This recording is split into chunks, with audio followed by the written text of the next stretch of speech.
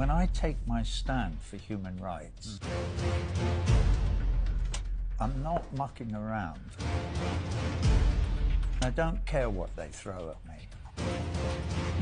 They are very powerful. Well, who are you talking about? There's no two ways of looking at the Universal Declaration of Human Rights. You either believe in it or you don't, and you cannot cherry pick it. And what you said earlier excuse me, don't interrupt. What you said earlier was that Palestinians, all Palestinians, should have exactly the same human, religious, civil, legal rights as all Israeli Jews. I agree with that. And when that is one unified democratic state that they live in together with equal human rights for all the citizens of that country, from the River Jordan to the sea, that will be a starting point from which they can all move on, and I hope they do. When you said that Eric said that he sees me waking up in tears, I do. I am prepared to admit that I am in tears over Gaza every morning when I wake up, because I'm only 80 years old. I have never experienced the genocide of a whole people in front of my eyes happening every day, because we, the people of the world, whatever the... But you don't just speak for the whole world, do you? For God's sake. Well, come on, Roger. We have a civilised conversation. No, you can't have a civilised conversation with somebody who constantly interrupts. Okay. Nor can you speak unfettered without me correcting some of the things you're saying or challenging you. You accept that? Yeah, I was about to say something, and you're doing it again. My apologies. I accept your apology. Thank you. Please don't do it again, Piers. Right.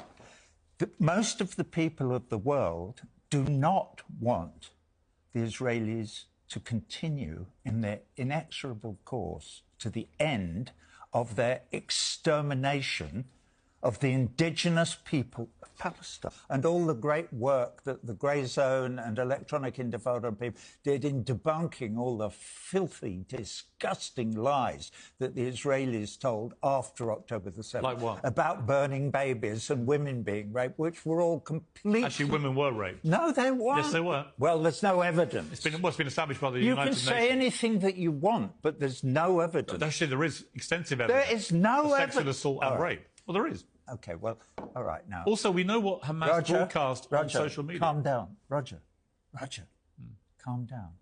Don't sink to his level. All right, I won't. What level? Well, stop shouting. Stop shouting back. Let him interrupt you as much as you want. OK, all right. Sorry, Piers, what were you saying?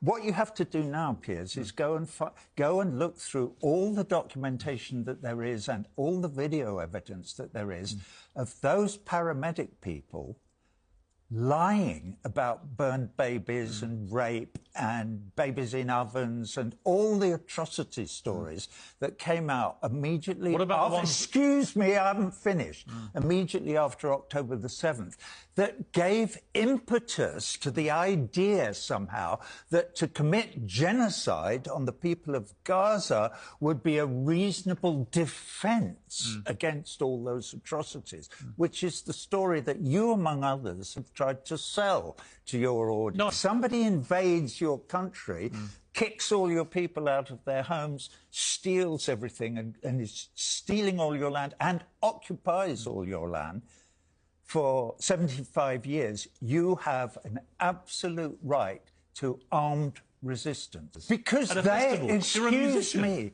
because the state of Israel is... How to get it into your thick head? They're committing genocide. Yes. They're killing every single Palestinian. They're going to kill every Palestinian in the West Bank. Their dream, and their leaders have said that, is Eretz Israel. Every single bit of was once Palestine becomes Israel. They're not going to kill every Palestinian, obviously. Why? Oh, they're not? No, they're not. Well, they're trying to. Why well, don't they're trying to kill every member of Hamas. Well, what?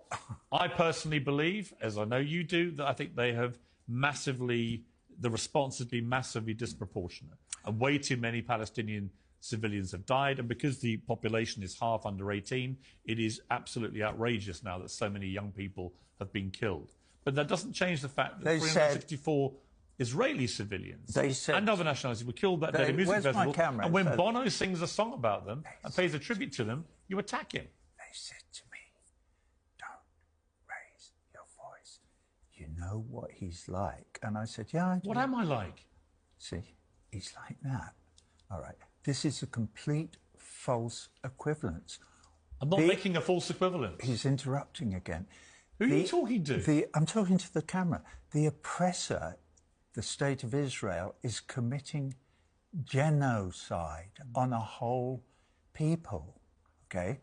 Some of the people in the prison where the genocide is being committed resisted the genocide on October the 7th. And some people in Israel were killed, and I feel for them and their families.